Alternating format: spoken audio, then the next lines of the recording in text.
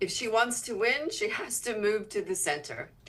What we saw last night and the messaging that was coming through this past week at the DNC was a clear shift away from the Bernie Sanders, the hard left, and from candidate Harris from 2020, right? She has walked back a number of those positions.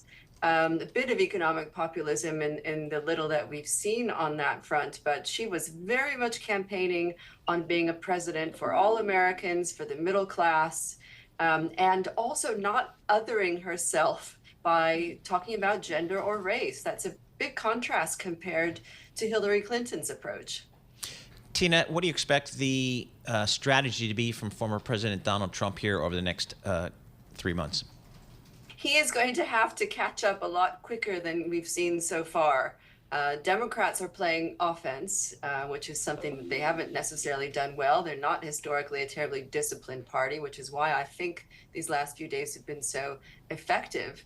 In September, the rubber hits the road with the polling. We'll see if there's been a convention bounce. But Trump is on the defensive, and none of his lines of attack seem to have really stuck just yet. The debate on September 10th is going to be where all of this comes into focus. And I think it's going to be a tough night for Donald Trump.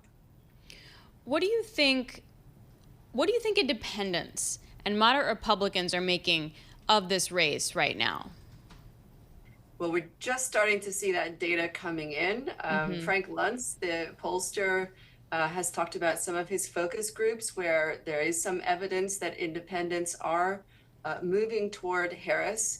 Harris is still struggling, though, with non-college educated voters and a number of men. But it's really early days. Remember that, most people have a life and aren't political junkies who are glued to political conventions, let alone watching them in the middle of the night, as I am here in London. So it will take time to filter through.